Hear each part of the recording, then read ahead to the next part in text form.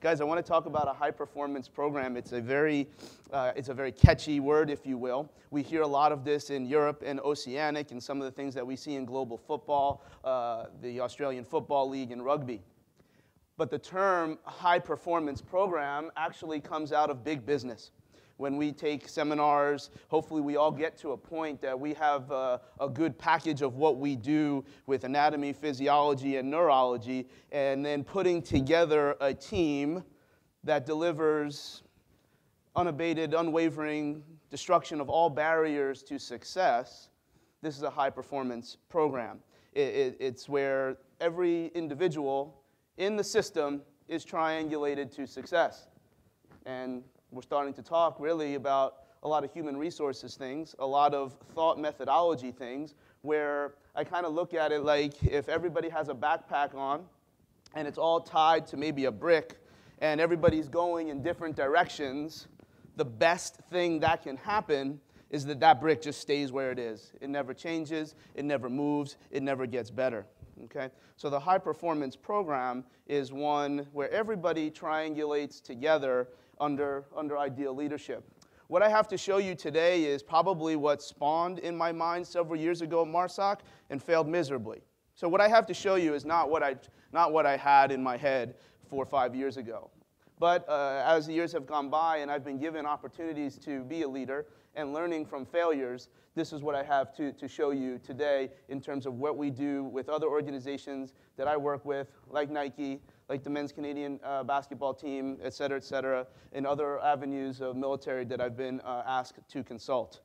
I think one of the tenets that I think a lot of us are already there with is bringing medical and fitness people together. I think we're there. I think we have that concept, and I think that people get it. Okay, everybody should work together. There's going to be a point where a strength and conditioning professional doesn't have the skill set to maybe do what a healthcare professional does. I think we got that part. Except I think there's a deeper piece to that where it's not just people getting along, and it's not just referring out when you need to. For instance, does your athletic trainer or physical therapist know what to do when nothing is wrong? Like, what do? Just sit on their butt? Like, there's a piece to the training process where those skill sets can start to enhance strength and conditioning. Maybe we'll just call it performance PT, and again, we can call it whatever we want. Now, obviously, in certain worlds, trauma and injury are not going to be avoided. This is part of it. So we need these healthcare professionals. But where do they sit in the whole training process? Does everybody look at the training process the same way? You know, what brought me to the dance, this whole silly training equals rehab, just something that came, you know, and I didn't even make up the term. Because for me, I don't think there's a difference between training and rehab in terms of how the body works, how the body responds to stress. Do we know the rules? And then we just all have different skill sets, all funneled to the same piece to success. So the high-performance program is this whole idea of everybody working together, and we kind of have that. But there's other pieces to this that I'm not sure that we're totally there yet in terms of using scientific approaches to find questions that you didn't know existed. The more people we work with, the more skill sets that we kind of, one person thinks that that's everything that they need. They're the X guy. And when you're an X guy, you think X is everything that you need. Except there's probably a Y guy that can make X better. I can't think of one methodology that cannot be improved upon by a collateral methodology that you know nothing about. When we can all funnel these pieces, we're going to start to develop questions. For instance, if I don't like my time on something, and I'm a great physiology guy, and I'm nailing my energy system stuff, which we will talk about, at what point do we realize that maybe the reason that time is what it is because they have a stiff ankle and an ideal screening or assessment process, as well as a healthcare professional that knows how to smash ankles, all of a sudden took minutes off of this very vital time that we have identified as a key performance indicator. But if you don't know about smashing ankles, and you don't know that ankle dorsiflexion can be very, very useful for this particular run that you know is a key performance indicator for your success, we're going to start to develop questions. When everybody kind of has the same process, and this is just how it works in business, That dude that sits at a Google computer, he is not allowed to Google until Google says it's okay. And they don't hire anybody that doesn't have the mindset to do what leadership wants them to do. That doesn't make you a bad person. But this is not how you do things that are incredibly, incredibly inspiring. Okay? When you can find the questions that you didn't know existed, you will find the solutions you didn't know you needed. And this is what why billion-dollar companies bring in consultants for people that don't really necessarily know or care about your success. They're just there to put it all on the table, and then you incriminate or indemnify all the pieces to the puzzle. And if you have this high emotional connection to what you're doing at the moment, sometimes it's a tough pill to swallow. Except, is it about the process, or is it about dominating, and is it about victory? So this is where the high performance program comes into place, where it's truly an intersection between medical, fitness, and science. The last time I checked, the body works the same no matter where you went to school, but we all know different things. We're all good at different things. Okay, here's how I start to look at things, to start to break this out. I think there's 3 sets of rules that we have to respect. Number 1, everyone in the room should have certain basic abilities and qualities regardless of where we work, how much weight we lift, et cetera, et cetera. Every single one of us should be able to rotate our neck roughly 90 degrees so the center of your nose meets the middle of your clavicle. That is a human quality. We should all be able to touch our toes. We should all be able to, can we just say everybody should at least be able to run a mile in 10 minutes? I mean, there's certain things that every human should be able to do. A lot of those come down to movement qualities, but there's certainly physiological qualities that I think every human should be able to do for basic health. Basic health. I'll give you that definition in a little bit. But those rules of how we try to restore or improve human qualities change when we're training. When we are looking to develop adaptations of running faster and lifting more and jumping over buildings, the rules of how perhaps a human should be able to move are not the same rules as to how we involve ourselves in a training process. I mentioned touching your toes. I don't think that's a good idea to lift 4 wheels off the ground with that technique. I don't think that's a good idea. However, there's going to be times when it is a good idea, when all bets are off. But I'll be, and I will show you the simple science, because I'm going to take the approach of a consultant. Just because it happens in that 3rd category, please don't think that somehow there's any value to doing it in the athlete as a training concept. There are no rules over here. As a power lifter, for instance, I think I can use that as an example. I should be able to touch my chin to my chest. That's a human quality. Everyone should be able to do that. When I train, I kind of have this good idea that you should have a neutral spine. I think your neck should be in line with your spine, just like you shouldn't be like this when you're doing a big pull. But then when it comes to getting 3 white lights, and there's right-left parameters to the rules of our event, do whatever the hell you want. But you don't practice something that's provocative unless, of course, you have some other version of science that tells us how we develop adaptations and how we develop adaptations efficiently and how we have a perfect, ideal analysis of cost and rewards. Okay, so I think there's 3 different standards of how we look at just simply human performance. Maybe rehab lives in human and a little bit of athlete, and our strength and conditioning works in athlete. But certainly everyone needs to know what the end state activity is. What are the adaptations that we need to deliver? Okay, I don't know that we have to be able to do them ourselves. I think that's actually pretty stupid. Why would one person need to do what someone else, but do if we have this ideal understanding of physiology and anatomy, what are the end state qualities to what this very physical endeavor is? Okay? When we start to break out all of those different pieces to the puzzle that we'll use as human performance experts, by definition in super training, and that's just the definition that I'm using, because when we talk about GPP, this is a highly wishy-washy word, okay? GPP is not the same as work capacity if we're going to use super training, and I kind of like the idea of using Verkhoshansky and Sif's definition. I just think they're reputable individuals, and I think super training is a very important book that we probably all should read. But when we look at what their definition of general physical preparedness is, it really sounds like a lot of everything. So if you are a healthcare provider, in my opinion, all you do is GPP. If you are a healthcare provider, we're simply working on perhaps flexibility, structure, and control with the expressed intent that those qualities will then support strength, speed, and endurance. That's just a quoted definition out of super training. It's not my opinion. It's one that I hold, but this is the particular definition. GPP can mean many, many different things. If we don't care about a terminal event, basically just training general population, all you do is GPP. Every training session exhibits general physical preparedness because there's no contest. There's no terminal event. There's no day that ends in Y at something o'clock that has rules of A to B that you have to deliver something. There may be times in the training process, if you have enough time, where developing exceeding levels of all of those qualities will build your foundation to the next step of special physical preparedness. But you do not have special physical preparedness unless you know where you're going. And the high performance program begins to deliver this highly keen analysis of what do I need to win? What do I need to dominate on something day at something o'clock where there's certain parameters to what I am allowed to do? There ain't no safety anymore. There's tons of safety in special physical preparedness, but I'm looking to funnel those qualities that I developed up top.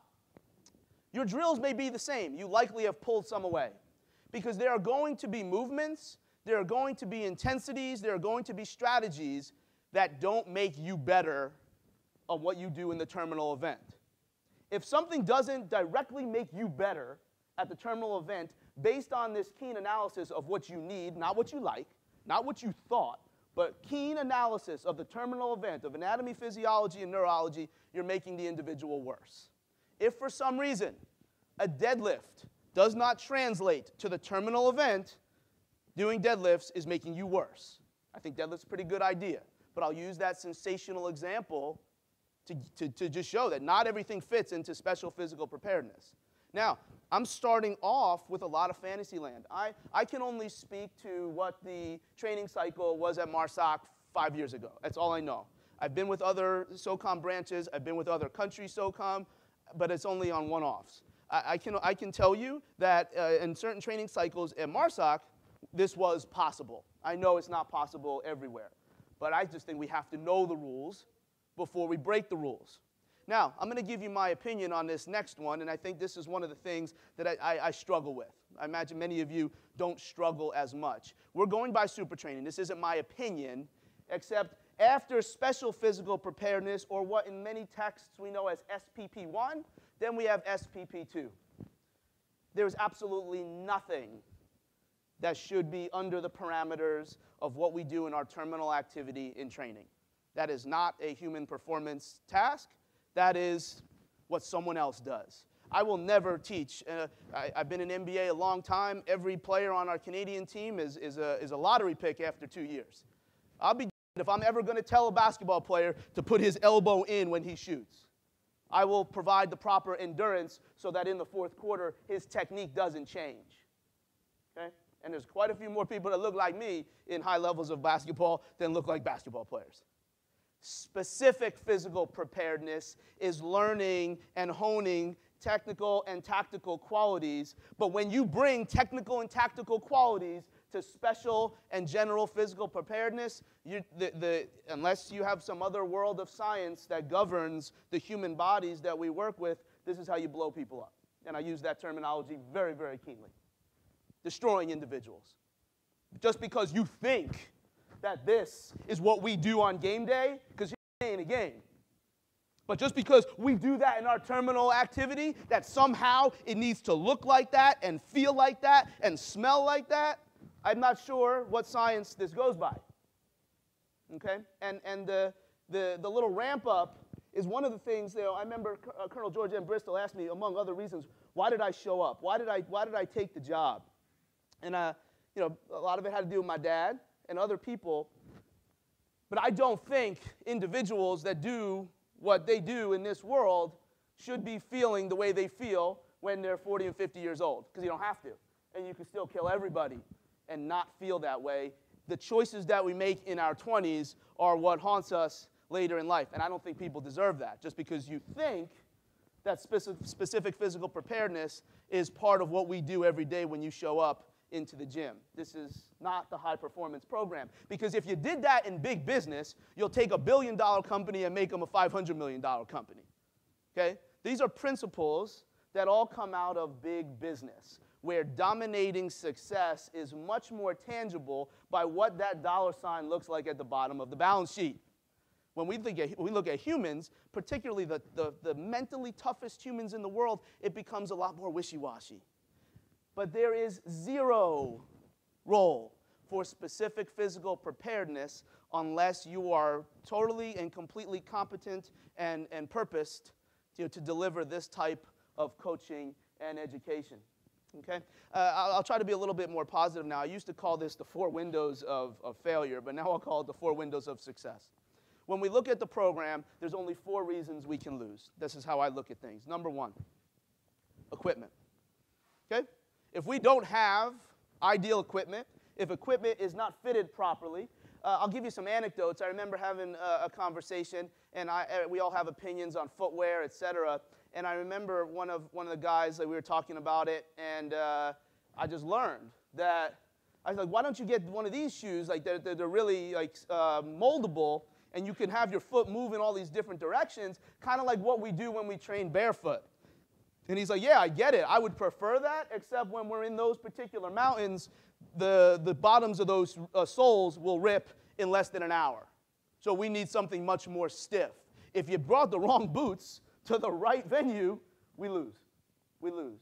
So is that something a human performance person is expert on? I don't think so.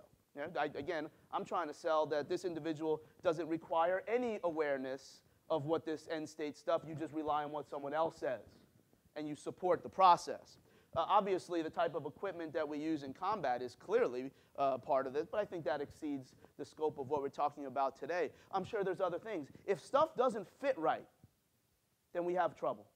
Maybe the glasses or eyewear that we are wearing is part of the solution, and we'll talk a little bit about that later. So number 1, window of success is equipment. Number 2, are you just doing it right? Were you in the right place at the right time?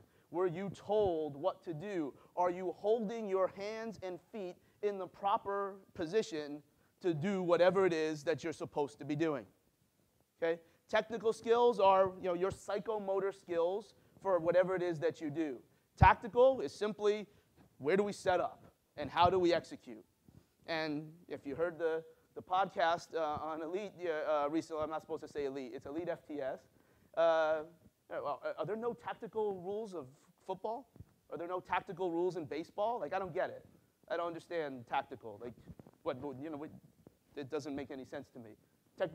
This applies to all tasks of physical performance. Okay? But if we don't do the right thing, technically and tactically, then we have some kind of an issue. Okay? In global football, there's usually a coach that holds the title of Chief Tactical Officer. Okay? And that's from the Premiership and some of the teams now in MLS. They're basically in charge of the style of play that the team has. That's tactical. That's tactical. There's no comment on physiology there. Okay? How about biological power? Now we're getting into what we may do as human performance experts. Can you bring the heat? Because that all matters.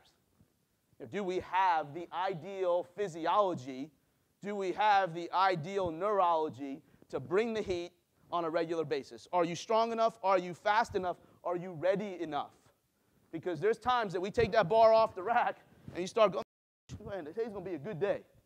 And then there's other days that you take the bar off the rack. It's like, dude, are there 45s on here? Like, not every day is the right day. And if you constantly bring the heat and bring the heat because you think that what you do is supposed to feel like what you do when you go over there, then all of a sudden, that bar is going to feel like 45s, and you're just relying on mental toughness. What about nutrition? That probably lives here. Hydration lives here. Psychology lives here. What are all of the magnets to success from delivering who you are and what the adaptations are that you have developed from your general and special physical preparedness? Biological power clearly is a limiting factor. But you got to have all the biological power in the world. They got the wrong shoes on, you ain't going to deliver. Okay? This is my opinion. It is clearly at least 25% of the puzzle. I don't think equipment matters. I don't think technical and tactical matters. And I don't think biological power matters if you cannot get into the right position to absorb and adapt to stress. If your training and or injury has left you with an excursion of joint motion that is not commensurate with the technique that you want to train in or the technique that you want to practice your combat skills in, you will never be able to deliver the adaptations that you are speaking of. You will be able to deliver adaptations, and it will be at a grossly different cost. For instance, if you believe that you should have 90 degrees of wrist extension to do a handstand push-up because you think a handstand push-up is the correct inclusion into your GPP or SPP1, which is a very good thing to do. I'm not being silly now. But if you don't have 90 degrees of wrist extension, then how can you possibly get the reliable adaptation of which you employed that skill for? I don't know how this is possible. All right? I think two things can happen when you don't have the positions to absorb and adapt to stress. I think, number one, you can have an inefficient training process. Doesn't mean it's bad. But I think these are things that we should analyze before we make our choices, because that handstand push-up can be lateralized to simply doing it off handles, and we get away from this 90-degree need of the wrist. Okay? I think you can have an inefficient training process. At worst, you can really jack people up, because we are going into that process expecting, because we've programmed the movement, we've programmed the physiological parameters of load and endurance needs, but if you have this mud in your shoulder, all of a sudden you've got to overcome the external load as well as the internal load. And that is no longer the same training process. Train. That means having keen analysis of what is that individual going to be able to do in terms of being in a position to succeed. Because if we don't care, or we find that there's some need to everybody trains the same way, which again, I understand logistics, I get it, except how can we possibly expect every single person to be able to get into the right? It could just be anthropometrics. You know, like I have like really long legs. It might look ridiculous, but I've stood next to dudes that are 6'3", and my legs are longer than they are. It looks very silly, but it's also why I can do things that power lifters can do, because I only have to control a ruler where most people have to control a yardstick. And clearly, I have different advantages and disadvantages. But if we don't know these things, or we don't care about these things, we are moving further away from complete destruction of barriers to success. And that's what I'm trying to sell with a high-performance program. All right? This is how things work. And when I say, like, unless you have some other version of science, I know sometimes we'll get marked off here if we don't talk about research. Sellier's model of adaptation, 1936, revamped in 1956. You do something that is incredibly shocking to the system. You dose it for an expertly keen series of time, and you finish higher than where you started from. If you do not apply this process, you will finish lower than where you started from. Part of the high-performance program is strategic retesting. But this is how everything works. Now, Selye delivered this actually from a psychological model. Okay?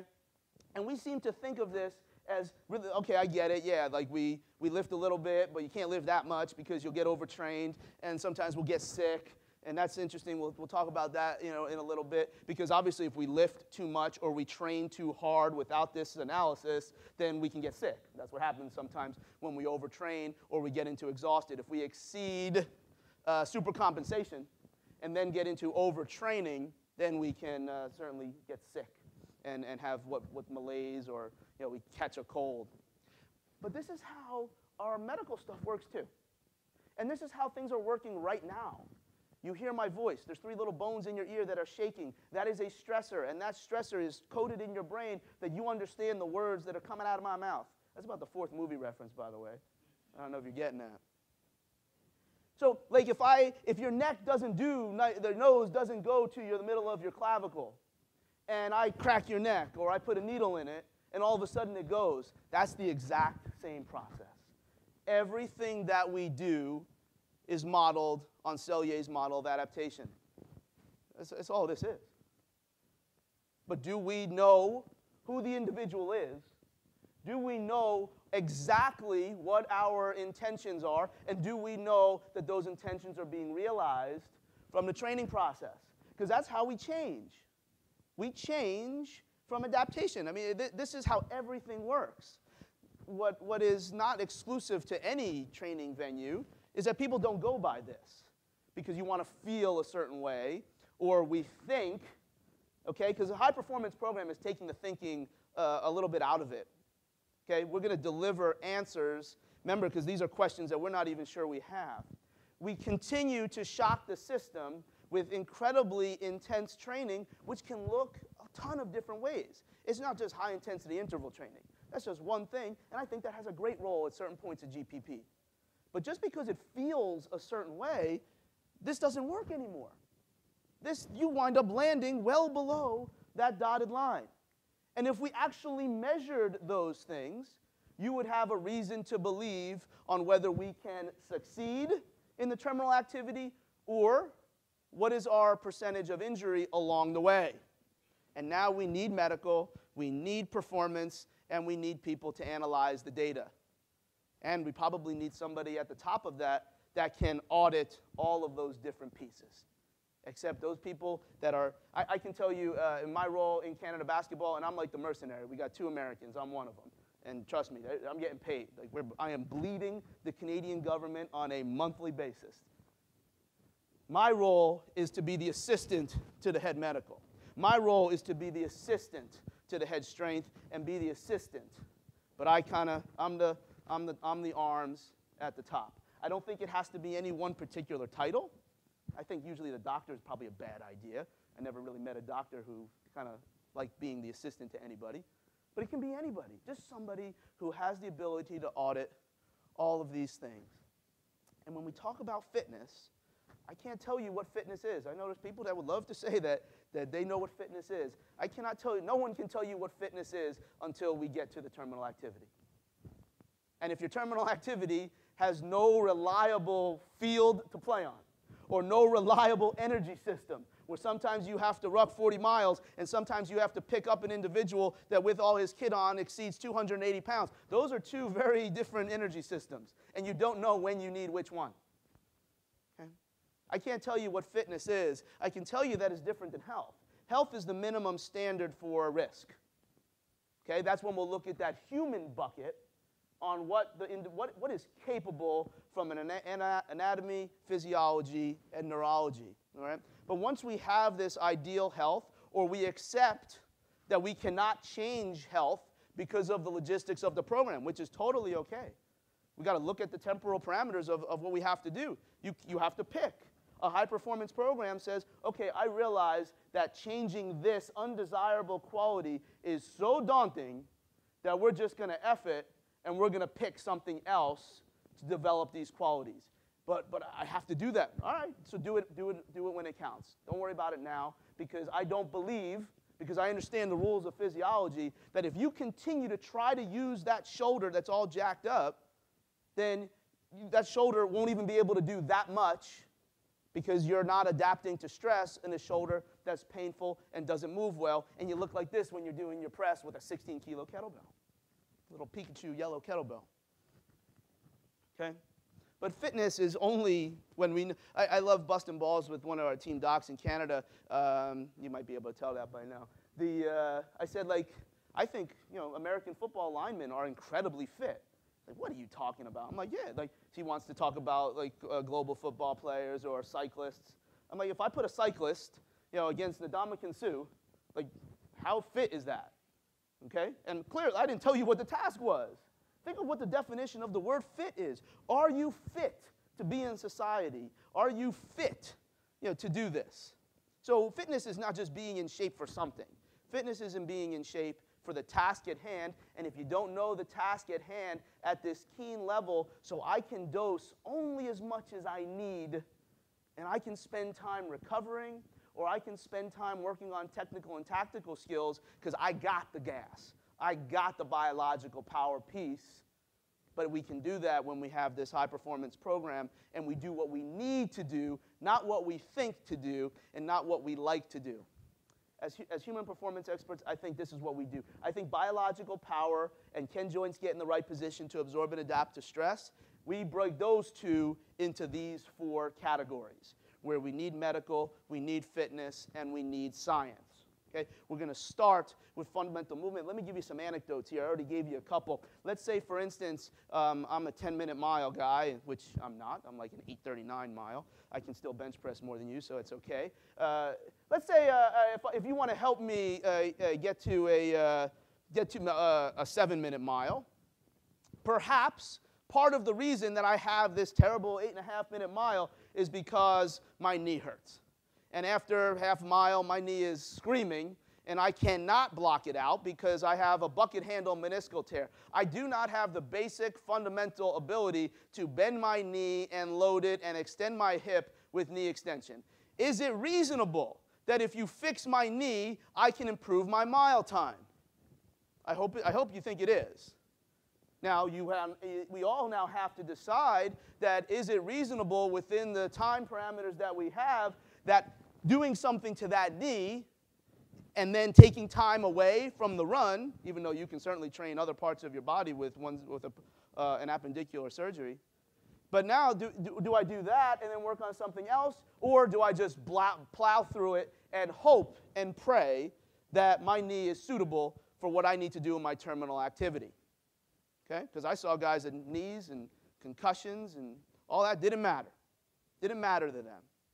Didn't matter. Pain is a weird, weird thing. Weird, weird thing. Not only scientifically can we not say what pain is. It's like a wet willy with grease on it. Like you can't touch it. It's all different. Not only is it a world where by saying you have pain, now you can possibly be downgraded. So no one says it. Highly underreporting. But the most important piece is that pain is just what we say it is. There's a lot of people in this room. We all get punched in the face. Somebody's getting up first. Somebody's getting up last. What we feel as pain is just what we're conditioned. That's all it is. And if we're conditioned, just like we create adaptations to lift heavy things, if we have created mental adaptations that a particular word doesn't exist in this dojo, Karate Kid, then you won't say pain. But if we have keen analysis, we can take fundamental movement. How about output? I gave you the example before. Sometimes you got to go 40 miles, and sometimes you got to lift heavy stuff off the ground. To think that limit strength is not of value. And again, I can only speak to Marsoc. I don't get that. You think you're not fooling anybody with those bumper plates. They weigh 25 pounds. Okay? They're not because even if I've got, and I'll use the word affectionately, I heard a lot of guys call some other guys at Marsoc like the Ethiopian runners. So let's say they weigh 160 pounds, and they have 120 pounds. If you can't deadlift 250 pounds, how are you going to carry that man home? To think that working on limit strength is not of value because you actually have to rest a lot. This is not the analysis of the terminal event. This is just doing what you feel like doing. You're working on GPP, glorified personal trainers. I'd like to take you away from that. I'd like to take you far away from that. Okay? How about readiness? I gave you the example about the bench press. Do we have levels of analysis which range from very, very low tech and free to very, very, very high tech and expensive, not just financially, but also situationally? Do we do anything to decide if the program that I had planned for Thursday is the right program for you that day? Because if you don't, I'd love to learn the science that says that that doesn't matter. How did I sleep the day before? What did I eat?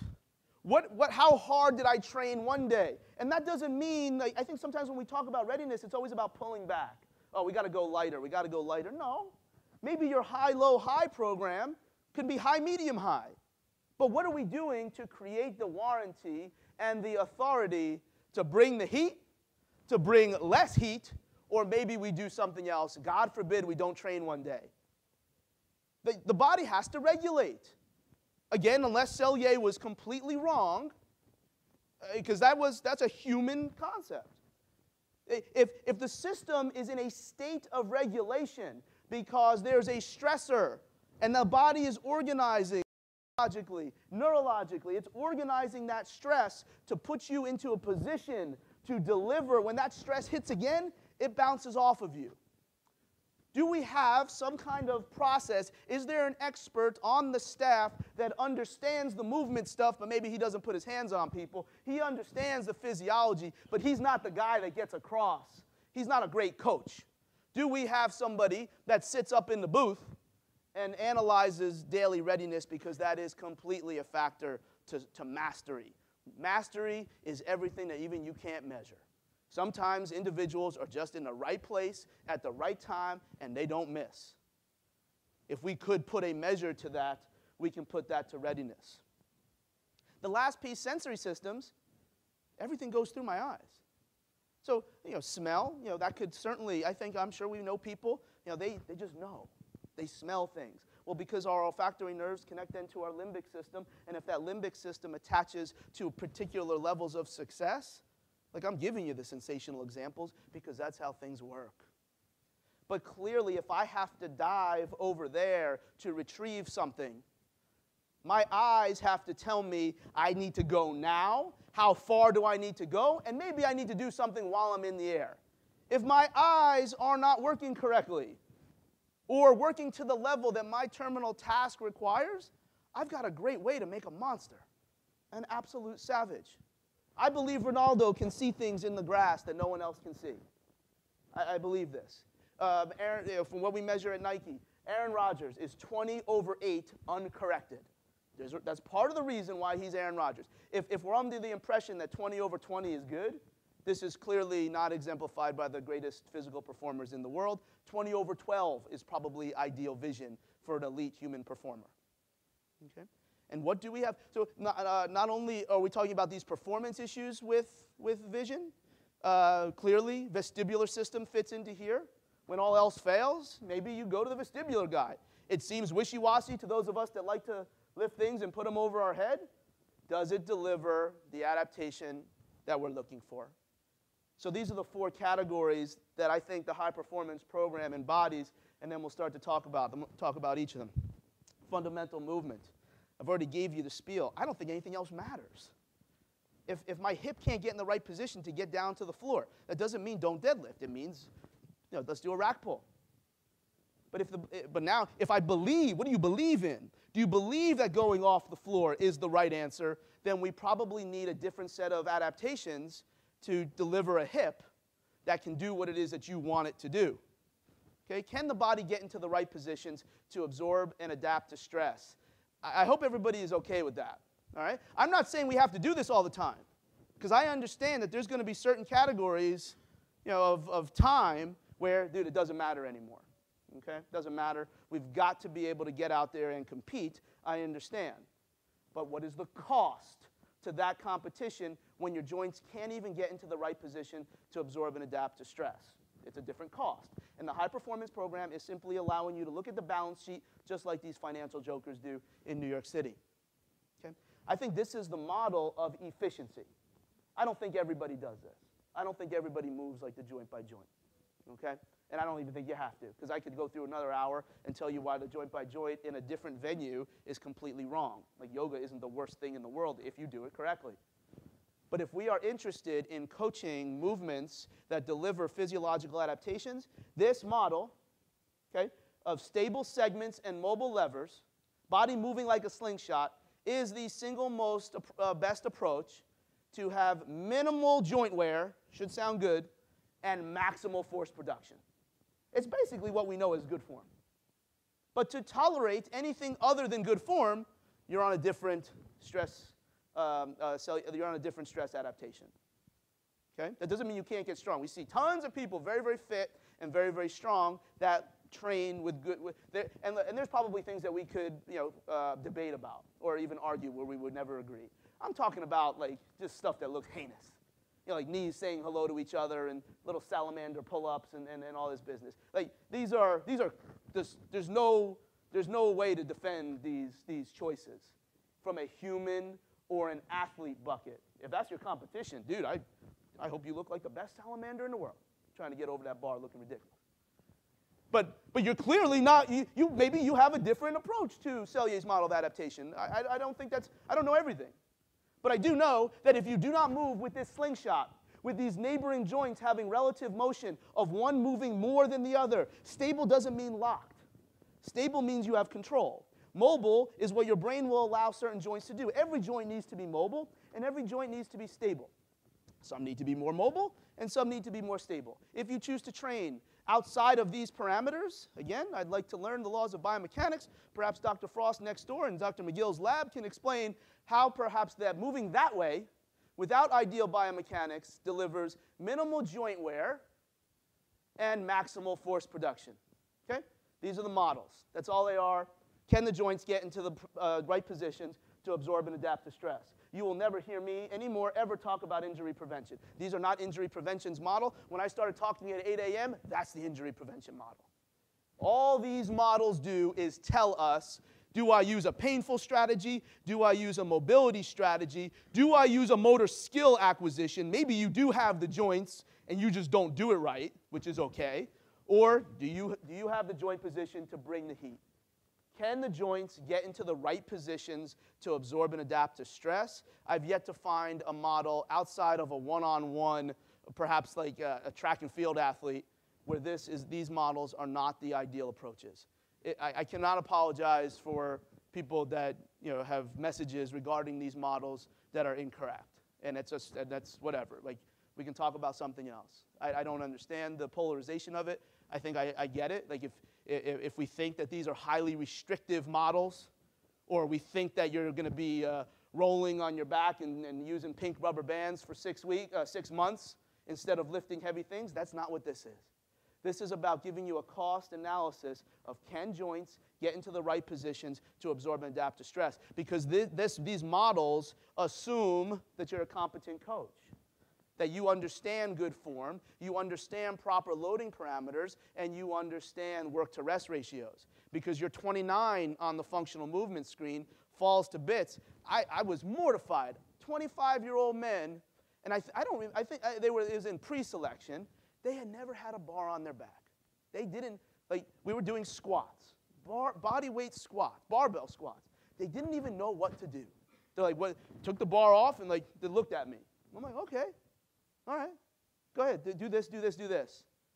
And then if they couldn't do it, I have no idea if they couldn't do it because it was the first time they ever bent over with an empty bar on their back, or their joints couldn't get into the right position. I could have had that young man into a position to succeed instead of potentially a position to fail. The functional movement screen and the selective functional movement assessment will put you into positions to succeed.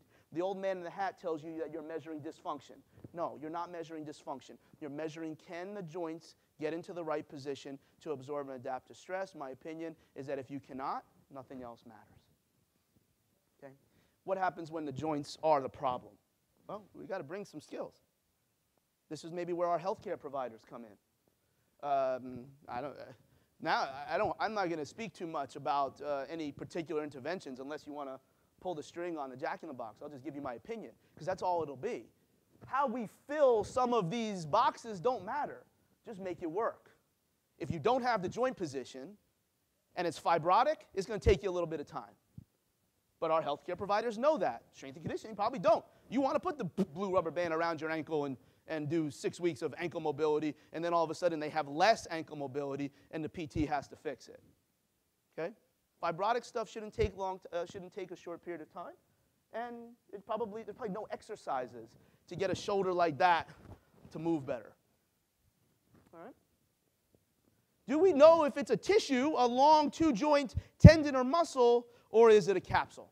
Because those are totally different techniques. And to think putting a blue rubber band around your ankle is always going to solve it is just, again, like, I don't know where this comes from, other than YouTube. Sometimes the joints can get into the right positions, but you just don't do it right. So, for instance, someone has demonstrated on their back that they don't have ideal hip mobility. So what are we really looking for? We're looking for the femoral head to slide out the back so I can get into a good hip hinge, so I can wind up this slingshot and blast. But if my femoral head doesn't go, and it looks like my leg raise only gets me to here, then I ask them to stand up. And this is, again, part of how people don't do the functional movement screen correctly. When you see a 1, I'm just giving you the model, and you can touch your toes. And you touch your toes a very specific way. If you can touch your toes in a specific way, that means your hip can do it. I now have a choice. Do I want to acquire the motor skills for doing this nothing kick on my back, or do I take more time to coach them in the deadlift? Welcome to being a coach. It doesn't matter. I prefer not to be soft. There's nothing wrong. Like delivering, taking that 1 to a 2 on the active straight leg raise is a totally defensible approach, but so is putting them in the rack and teaching them how to deadlift because you did something to prove that it was a motor skill acquisition issue, but not a joint restriction issue. So when we use those models, there's always something that you do afterwards to determine maybe they're just not doing it right. But maybe it is an orthopedic issue, or God forbid, maybe it's a medical issue. Twice in my career have I seen medical issues. I was a student athletic trainer, and I wasn't really involved in the process, but I remember it keenly. The young lady field hockey player had back pain, and it was ovarian cancer. The other time is as I was recovering from my shoulder surgery, because that's what happens when you put heavy stuff on your back. It happens. My shoulder did not recover until they cut a 2.5 centimeter cancerous mole off of my chest. Then all of a sudden, my shoulder moved pretty damn good, and I'm back to bench pressing quite a bit of weight. To think that your movement appraisal doesn't have this keen approach to identifying medical or orthopedic issues, I hope you can reconsider that. 10 minutes it takes. But whether you go after the foundational skill of on your back, which is really just a very strategic way to get the information, maybe there's a different motor skill for durability.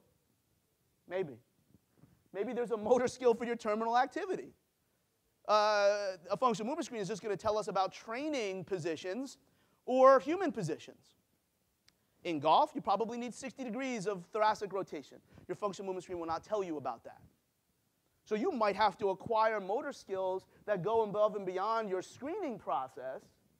And I'm guessing in the combat world, that's probably true. That's probably true. So indeed, we are going to look at joints. We're looking to bucket our strategies, and the high-performance program will take us to the right individuals. I leave pain out because, you can talk your way out of pain. Pain is everything. It can be anything or everything. All right? How do we know sometimes, is it something that requires WD-40 or something that requires some duct tape? Can I exercise this strategy to deliver fundamental durability or terminal skills, or do I have to up on a table, drop a bunch of needles in them, or get them to be mobilized? Well, you got a couple different strategies. What can they do on their own versus what can you do for them? So when we see this, and this is what they look like, except you can move it and it's much smoother, train them. Train the hell out of them.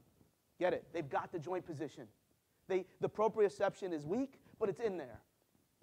Okay? So don't be, particularly this one you'll see after a rehabilitation, because most physical therapists are not delivering, they're not in this with you, we're not all in this together, they're just delivering their standards, except those are totally different standards than what is required for training or for terminal activity. So active versus passive is a way that you can determine, can the joints get in the right position to absorb and adapt to stress? How about this guy again?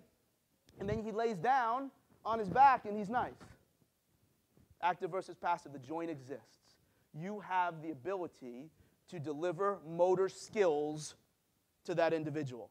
But this one, and then you do it and it goes like that. And when they're on their back and they do it, there's no training. There's no exercises, there's no blue rubber bands, there's no YouTube videos. This individual requires different stressors for different adaptations of a joint that is fibrotic, and we must analyze whether, if I'm looking to look like a magician and bang it really quickly, I then need to determine, is this doing this because of my lat, because of my chest or traps, or is it because of the fibrotic nature of the joint capsule that is a completely different set of physical therapy or chiropractic or massage therapy? I don't care who the title is. That's a completely different strategy to change that shoulder and then you get, it is with the expressed intent to get in to deliver great training. Okay? How about body weight versus resisted? We have seen many people look like a burning candle when they squat, and then you give them a 24-kilo kettlebell, and all of a sudden they can bury the squat. I'll split my pants if I do it.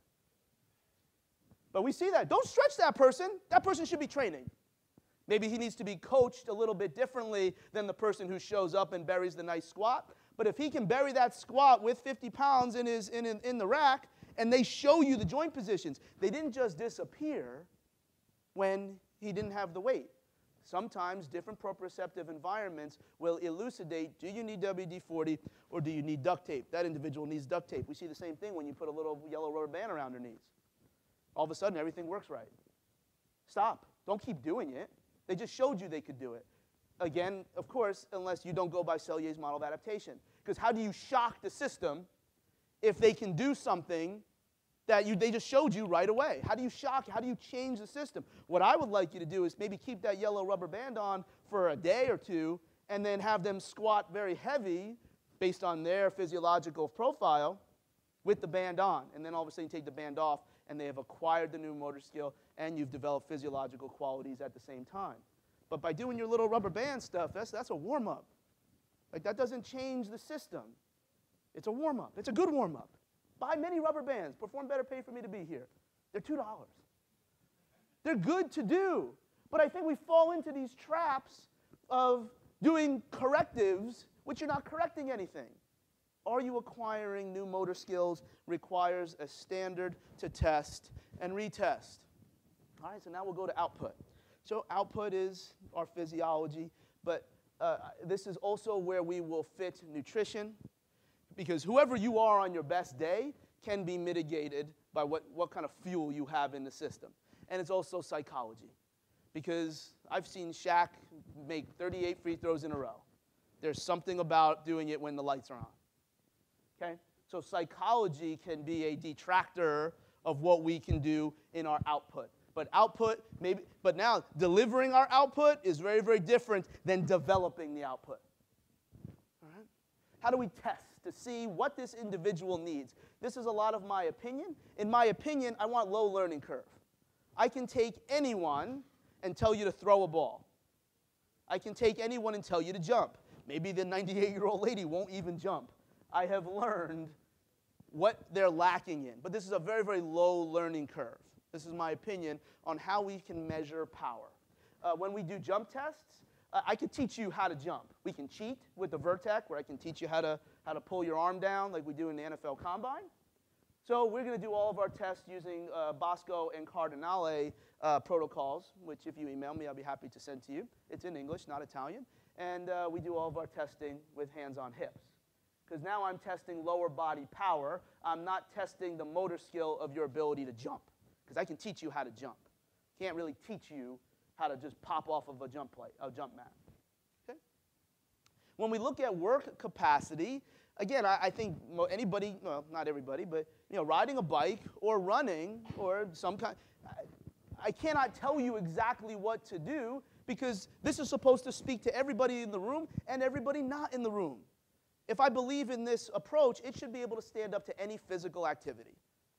You just have to understand the physical activity, or your team has to understand the physical activity. Max aerobic speed is a nice little piece here to ensure that our training is maybe socially satisfying, which again, I don't have a lot of positive experience with. I don't get it. Like, why do you think you need to do something? I don't understand. Let's just do it, and let's trust the system. But if that is of value, you can do things and still be aerobic, meaning you can recover faster and then show up the next day and still be able to deliver what is perceived to be highly intense just by doing aerobic stuff in a certain way. Aerobic is not just running miles. The kettlebell snatch test, throwing 50 pounds over your head 100 times. The limiting energy system to that is the aerobic system. We'll get to that in the next slide. But what I'm looking for is max aerobic speed. And it works best if we're running or biking. If you will take 6 minutes, take a modified Cooper, 6 minutes, and now you know how far you went, meters or whatever you measured in, and how long it takes, you just divide. And that was your max aerobic speed. If you correlate that to heart rate, or if it is a treadmill, you know exactly how fast it is. Never exceed that. Run your intervals in the aerobic phase, and now you can keep these intervals very, very long and create something that's highly, highly demanding. So if you can get your max aerobic speed and then correlate that to a heart rate, there you set your watch, and then always stay under this quality. And this is how you can be recovered time after time after time again, and actually find very, very intense training. All right? I'm not too sure that using any of our lifts, barbell, kettlebell, sandbag, whatever heavy thing that you believe in, I'm not sure that this is a great way to test individuals, because I can teach you how to do it. I give you the example of a 25-year-old Marine that didn't know what to do with the bar on their back. I think the squat is a great thing, and I'm a Boyle guy. I think squats are a great thing to do. But if you don't know how to do it, then what am I testing? Am I testing your output, or am I testing your motor skills of this particular activity? Maybe rear foot elevated split squats or split squats is a viable test. Most people put your feet put one knee down 90 degrees apart, hold two with these heavy things in your hand, go up and down as far as you can. There are more people in the room that we could get a valid output test, but we're going to test every time we train in our Olympic lifts, in our kettlebell lifts, and in our power lifts. So that's just my opinion on the strength. If you've got a highly advanced group of trainees, and they really are advanced, and they just aren't saying they are, then I think the strength lifts can be very valuable. But I don't know if that's how you start this program. This is where we're going from the ground up here. I think just using some things that measure our power, and quite frankly, power is probably where we need to get on that left side anyway. When we look at through the program, do we have the needs analysis, and then do we have the gap analysis to throw things? That's ballistic. That would be hurling an object from our arms or even our legs. Speed strength and strength speed are real life events. We're using 20 to 50% load. But indeed, as we learn about physiology, if we're looking at 50%, which might be falling right in the middle of speed strength and strength speed, how do I make my 50% go up? I got to live on that right side. Okay? We got to live on that right side. There's a time and a place, but if we have an ideal gap analysis, sometimes taking 10 to 12 minutes in between heavy lifts is the right way to develop the gap that we need to be better on the left side. And what moves you do, let's just correlate it to the joint position. There's 1,000,001 different ways. Some are more forgiving than others, but nonetheless, you can pick whatever it is that you want, and obviously some things are going to be more ideal for strain, some things are going to be more ideal for rate of force development. And this is just Zatorsky and things that we learned from Louis. Here's my opinion now. I remember I did not have the opportunity when I was at MARSOC to see a lot of people with a high training age. Very valuable pieces to some of physiology, but not a high training age. Okay? But in a high training age, I think you have less exercises, 1 to 3. Okay? 1 to 3 exercises, and we believe that these exercises have the best carryover to our terminal activity. So I'm a Pavel guy. No, I do not understand. You need 1 to 3 exercises, maybe 2, and this is okay. This is what Pavel would tell you. Okay? But I think you need a high training age because I think there's a lot of value to create movement literacy in individuals that do not have a lot of experience in the training process. Do a little bit of everything. That is not a special physical preparedness program. At some point, when we analyze the final task, the end of that balance sheet, does it say $1 billion? $1 billion. That's from Austin Powers. At some point, something on that list of low training age is not going to make me better. And to think that it is not correct. There's something on that list on the right that will not make me better at my terminal task. It must be eliminated at the right time, and I don't know what that time is. I don't know. No, this is welcome to being a coach. Welcome to failing and then nailing it the next time. We have these decisions personally this week, for my guys that are playing in Augusta. Typically, golfers have a very low training age. Clearly, they have exceedingly high levels of power. I think of golf, what do? They hinge, they rotate, and they do so explosively. If I'm on the left, all we do is Olympic lifts and med ball throws. That's it. well, what about this? What about this? We don't do it because I don't want to do anything that's not going to let Keegan or Morgan or whoever else that we train not crush balls when they get to the masters. But at some point, we had to get away from the stuff that we were doing on the right after we felt they had enough general physical preparedness. The right is GPP, the left is SPP1.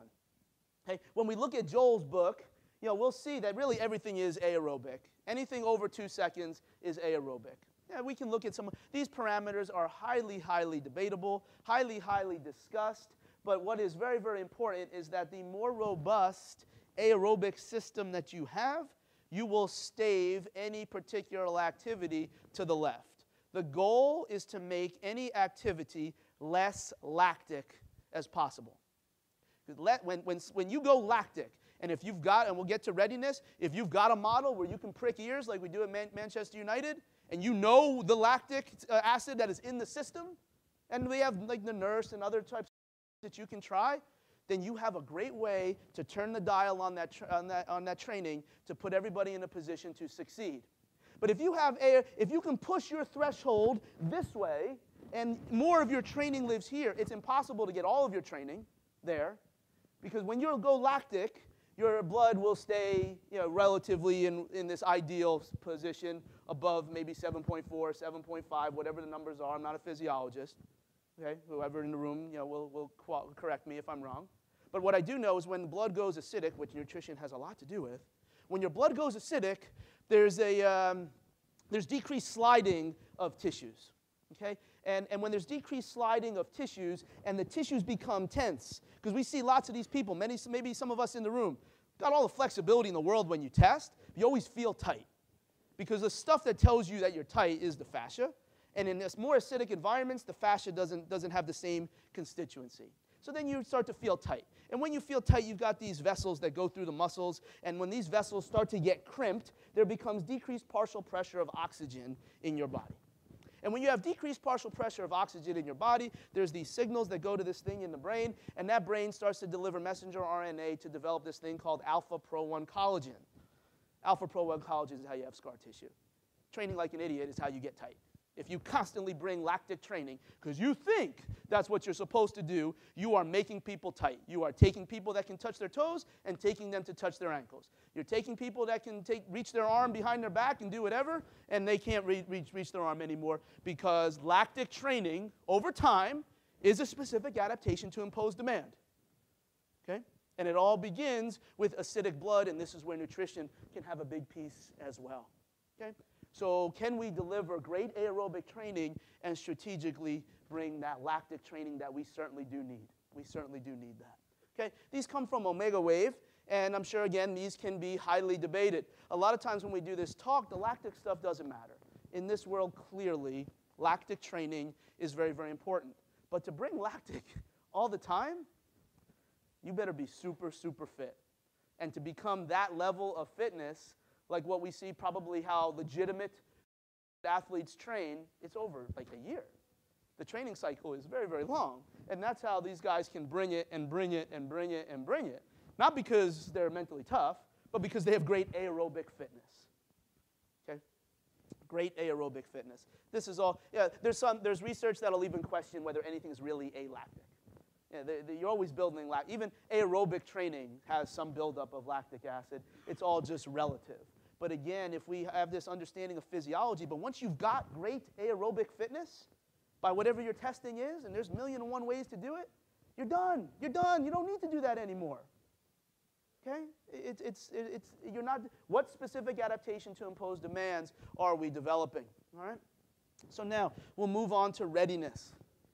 This one is probably a piece that I think, again, very, very misunderstood, where if we're going to use some kind of technology or whatever it is that we're using, the goal is to pull back. The goal is to train less. Hey, if the shoe fits, wear it. But a lot of times this means, no, coach, let's go get them. No, they look good. Charlie, we did like long stuff yesterday. Go get them. They look good. They look good, and here's why. And if you trust me with this information, here's the goods. And there's a lot of evidence. There's some things that are less when we get into high levels of technology. All right? So let's start to look at this, because really what we're after is this. Or is that really true? because we talked before about system regulation. Homeostasis is not what we're trying to regulate. Homeostasis is that wall and that wall. If you're not in homeostasis, you're not in a room. If you don't have homeostasis, my mentor, Val Nasedekin, says you will die. So you always have homeostasis. You're not regulating homeostasis. That's not what this definition is. Okay? The word that we're looking to regulate on, like if I'm really, really jacked up over here, but I need to be over there to have a great training session, we are analyzing and managing allostasis. Is it semantics? That's fine. But everyone has homeostasis. We do not, if you don't regulate homeostasis, you're dead. Okay? Homeostasis is not the correct word. Allostasis is the correct word. When we're looking to manage the different systems of the body to determine if those systems are ripe to adapt to stress. Just like our joints have to be in the right position, our physiology has to be in the right position along allostasis. Managing allostasis in a competitive cycle is very, very different than making allostasis more robust. Those are two totally different approaches, and we see that right here. So we'll look at the 5 rings, and that's the terminal activity. That's where we need to show up and be able to deliver, because you see we went from the bottom left to the middle. And you also see this is where people will say, well, cellular model is not actually correct. It's not just one big loop. There's a whole bunch of little loops that look just like that within that curve. So now, if we had a way to determine where you were you on the bottom of this physiological cost of adaptation with the dotted line, or were you up top, what kind of heat should you bring? What are we doing to determine this? So you know the exercises based on your terminal activity. You know the joint positions, and whatever you choose to do a cost analysis, I'm going to do that anyway, or I'm going to do this one instead. That's up to you. You know, we know the right loads. We know the right work-to-rest ratios, except what if they didn't have a good night's sleep? What if they did something yesterday or 3 days ago that made them, put them in the hole? Because you have to be in the hole. Like, this is not how you can't not be in the hole if you actually are going to get better and peak at a certain time. At some point, let's say if we're in a deployable cycle where you just get a call, okay, you're not going to be trying to make allostasis robust. You're trying to never get. You're going to be, as you get close to competition, where you hover around that line. But we're going to use more than just mental or verbal suggestions in the high-performance program. That doesn't mean you don't go by that in your final decision, particularly in early implementation of a high-performance program. Maybe you just have to watch it happen in front of you and learn from mistakes. Okay? But here's the parts of the program that we can deliver some of this readiness information. And as I said, some things are very, very easy. Every morning, everybody's got to check in. And these questions can be highly evidenced in terms of what we're asking, how they're being asked, what numbers you will use. There's much research. What would probably champion the most is Aaron Kutz's stuff out of Australia, where the questions are highly psychologically engineered, and you will get ideal numbers, except not everything matters for everybody. If I say that my sleep last night was 5, 4, 4, 5, 5, 5, 5, 5, 5, that doesn't mean anything to me. Like, there's no change. So I don't have any value in measuring my sleep, except if your sleep is 5, 2.5, 3, 2, 4, 4, 2, 9. What, 9? What'd you do? That was pretty good sleep. So can we look at smallest meaningful difference? Wellness questionnaire won't tell us what to do, but it will say, hey, come here, man. No, what? I'm good. No, listen, tell me. No, I know you put a 4 on there, and you usually put a 7. What's going on? Yeah, like last night, like she was really bothering me. All right, hey, take it easy today. Whatever your strategy is, but at least you know. At least you know that perhaps he is not in a position to absorb and adapt to stress, but that's not you, because you keep in line, right? All right. Cardiac regulation. We all get real excited about heart rate variability. Number 1, when you measure heart rate variability, is it medical level EKG? If it's not, I don't know exactly how you can feel great about what you're doing. Are there certain technologies that you can purchase that have medical level EKG? Yes, there are. But not everyone is medical level EKG. HRV on its own is a very good thing. It is a measure of vagal tone, which is a measurement of the autonomic nervous system. Are you in fight or flight, or are you in sleep and sex? Probably, they're both very, very important depending on your training cycle. But to suggest that HRV alone is an adequate measure of all 10 systems of the body, you're missing the boat. I've blown people up by using certain technologies that only give you the green light based off HRV, because there's other systems of the body, such as the central nervous system. And if we train explosively, low-level brain waves is probably something else that we should measure. Yeah, we're in like super high technology now, but it's very accessible, and as they become more accessible and the data becomes useful, I don't care if it's valid and reliable. What I want to win. Okay, you want to talk about research, you probably wouldn't be in this room this long. All right, and I get it. We need research. It kind of gives us guidance. But if you got to believe in something. And CNS and HRV are highly, highly evidenced, not necessarily from the technologies, but from using them in medical settings. When we look at the EKG amplitude, this is where things get very, very wishy-washy. There are models out there that will say if my Q wave is X millimeters, it means something of my cellular ability to uptake energies. We go by it. We use something. Okay?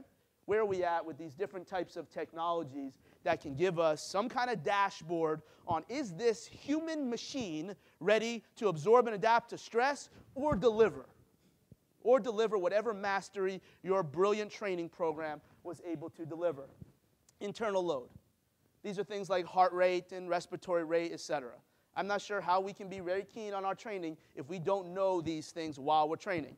If you have a heart rate of 140 after foam rolling for 6 minutes, I'm not sure that you are probably ready to train, or maybe you have this interesting way of foam rolling with a PVC pipe with spikes on it. I don't know. But if you know that you're looking for specific adaptations that have specific heart rates, I think we gotta know. That's internal load. What was your average heart rate over that 98-minute training session? And how does that play into your algorithms to predict future success or failure? External load is how much ground you covered, because that matters too. Well, if we know that when so-and-so does X that exceeds a certain distance, man, all his stuff hits the fan. All stuff hits the fan. Oh, but they need to do that. Do they? So if they're injured because you thought going X miles on that ruck was the right idea, did you bother to check if they were fast twitch or slow twitch? Well, how do you do that? You take a saliva test and you measure genetics. That comes in the next slide. Because God made me to do certain things. And running a marathon ain't one of them. All right?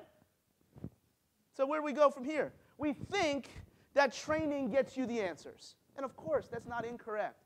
I don't think it's complete. Who are you as a trainee on a particular day? We got to know.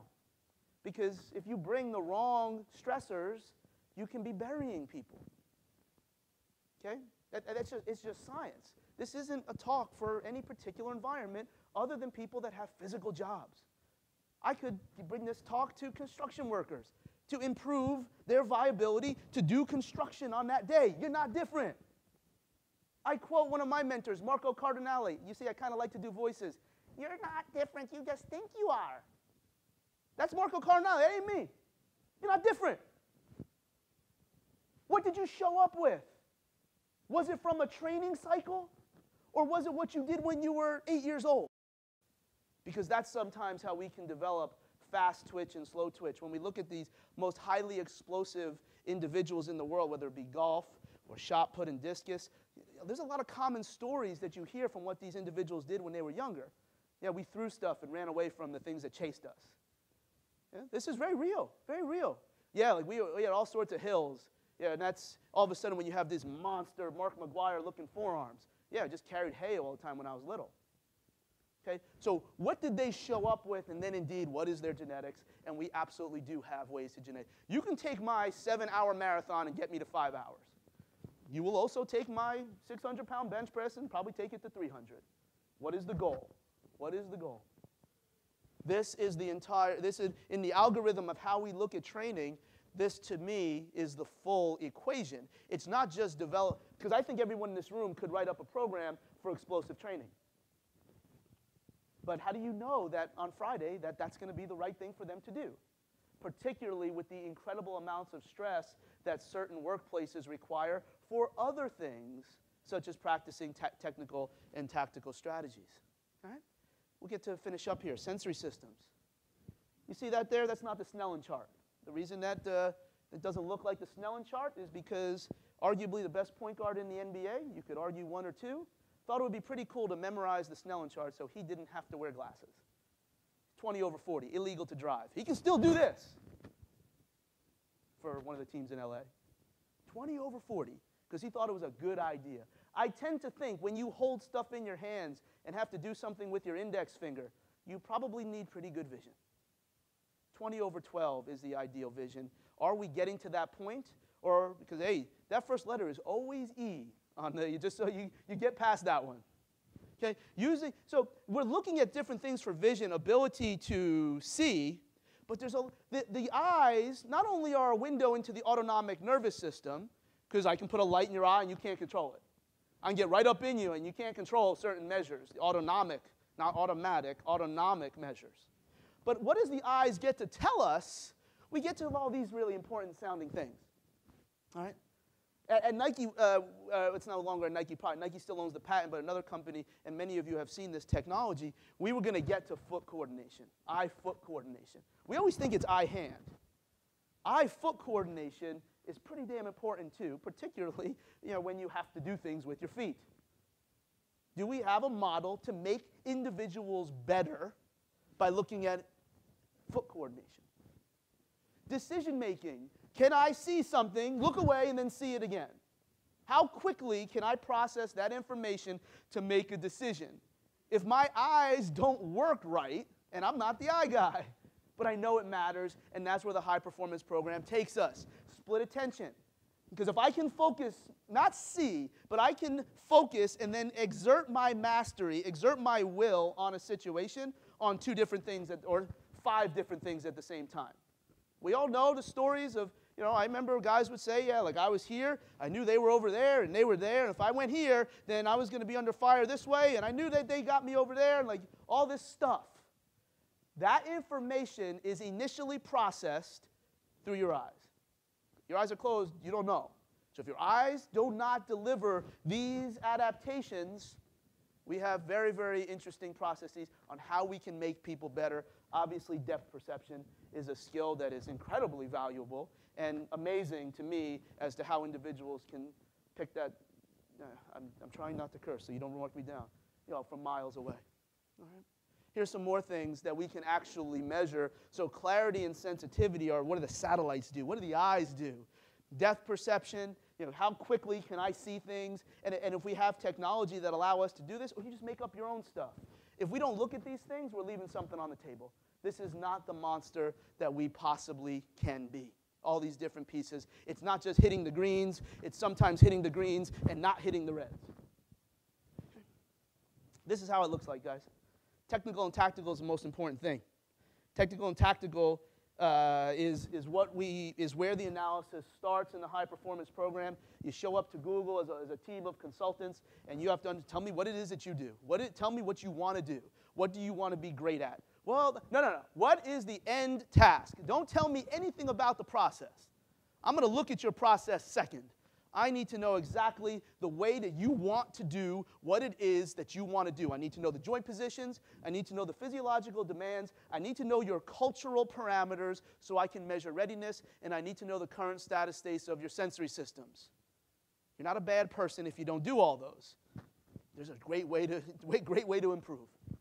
The high performance director is the one that understands all of this and is able to select the proper people. Because if at any point you got the wrong people, trust me, you fail. Trust me, you fail miserably if you got the wrong people. Doesn't mean they're bad people, doesn't mean they beat their kids, but if you do something that is not in line with what the program is set out to do, you lose. Good day, sir. Willy Wonka and the Chocolate Factory. The medical fitness and science, I'll take it out of this world because I'll get I promised I wasn't going to air dirty laundry, and I figured I'd fail. I have. It's okay to fail. At some point, if this is football, American football, and we want to run Mouse Davis run and shoot, and my high performance director brings in people that wants to play Joe Gibbs hogs, you fail. You fail. But if technical and tactical doesn't even know what they want, okay, you're not going to micromanage. You're going to bring in a high performance director and just trust them. And you know what? That could be the CEO of Toys R Us, for all I know. It doesn't matter who that individual is. Can you audit what these different silos do? But you see all of those silos are connected. It is the high performance program is a triangulation of medical, fitness, and science. And it all funnels into one direction, and everyone needs everything. Okay? This is where you can get some more stuff. If you want to learn a little bit more what I'm talking about, Perform Better was very generous to have me here. Guys, I'm done. Thank you for listening. Be better than everybody.